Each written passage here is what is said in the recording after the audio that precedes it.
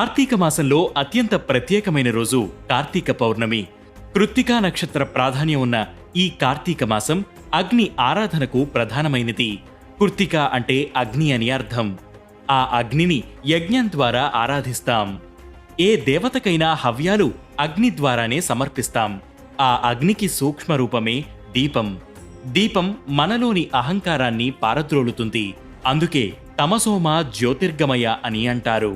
అజ్ఞానం పోగొట్టి జ్ఞానజ్యోతిని కలిగించే దీపాన్ని కార్తీక మాసంలో వెలిగిస్తే విశేష ఫలితాలు ఉంటాయంటారు. కార్తీక పురాణం ప్రకారం ఈ కార్తీక మాసం పర్వదినాల్లో పిప్పలుడు అనే చక్రవర్తి దీపదానం చేయడం వల్ల సంతానాన్ని పొందాడని, వారి కుమారుడైన శత్రుజిత్తు కార్తీక మాసంలో దీపాన్ని వెలిగించడం వల్ల కైలాసాన్ని చేరుకున్నాడని చెబుతారు.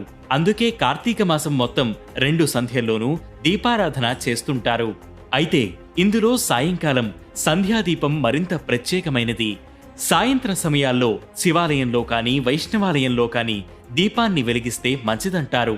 ఆలయ ద్వారం, గోపురం, గర్భగుడిలో ధ్వజస్తంభం దగ్గర, రావి, ఉసిరిలాంటి దేవతా వృక్షాల కింద, నదీ తీరాల్లో, ఇంట్లో, పూజా మందిరాల్లో కాని, తులసికోట దగ్గర కాని ఇలా ఎక్కడ దీపాన్ని వెలిగించినా 1000 జన్మల పుణ్యమే.